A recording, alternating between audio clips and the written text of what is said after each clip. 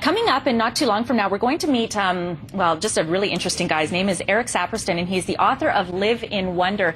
We flipped through this book yesterday, and I have to say it is unbelievable. There's great quotations in there, but there's great questions that you can ask yourself, and it leaves you lots of space to kind of write a journal entry. One question also that's talked about is how do you define success? And we took to the streets to ask some of you that very question. Take a look.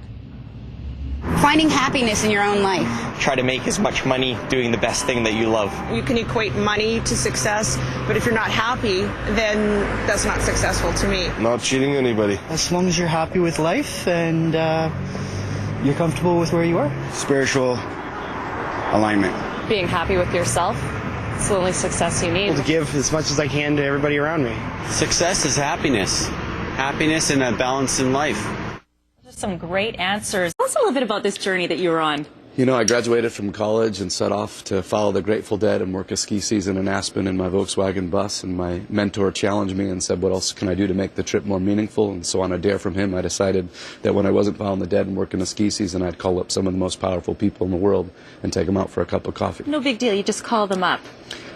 I did, just from payphones, and cold called them and just explained to them that I wanted to bridge a generation gap and open up a dialogue and take them out for coffee to find out the values they live by, the struggles they've endured, and what advice and counsel they would give to me and my generation to better prepare ourselves for the road ahead. All right, so Spill, who did you get to interview? Who did you get to chat with? Got to meet with President Jimmy Carter, Billy Crystal, Henry Winkler, the founder of the Ritz-Carlton, Governor Ann Richards.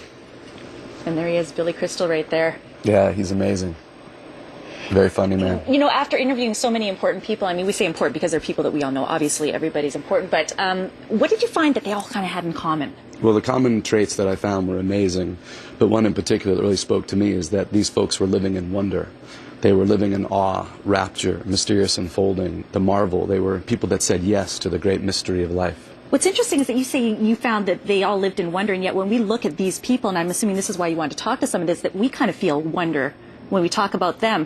One of the questions in your book talks about what have you not yet achieved that you would like to achieve, you know, a variation of that question. Did you find that all of those people kind of had already hit their peak? No, what's interesting about these folks is that they're everyday people, even though we see them as iconic. They're curious. They're like little kids.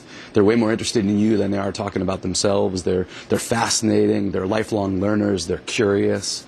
And that they all have passions and interests, and it's just wonderful to be around them. Well, I have to say, when we were looking at this book in the office yesterday, there were a lot of great questions in it, first of all, and I mean, everyone has their own journey, but some of them were hard to answer, and I mean, I kind of felt myself actually even tearing up with some of them.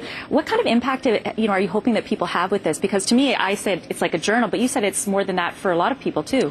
Well, the book was an extension of my trip where I took around the country based on an old Chinese proverb, to know the road ahead, ask those coming back.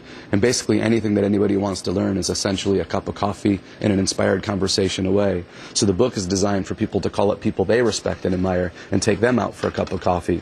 But the application for the book now has exceeded my expectations.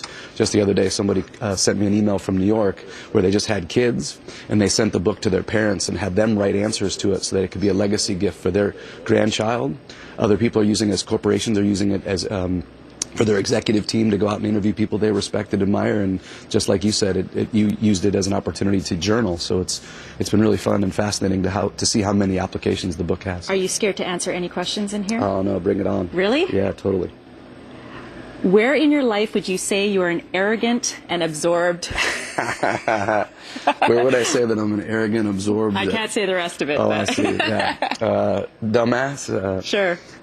You know, I think all throughout my day, I think is the answer to that. And what gives you a lift? We'll finish on a positive note there. People give me a lift. I love people, and I'm grateful that sometimes they love me. Great words, and fabulous and fascinating, this book. The information there on your screen, Eric Saperston, Live in Wonder, quests, and it is a quest, whether it's internal or external, quotes and questions to jumpstart your journey. If nothing else, this is a great icebreaker for a lot of people. Thank you so much for joining us. Thank you. And that grilled cheese, I don't know how sexy it is anymore, but it was sexy having been standing next to you making it there. Thank you very much. Thank you. More information, you can go to breakfasttelevision.ca. Let's go out to Greg. This was fabulous.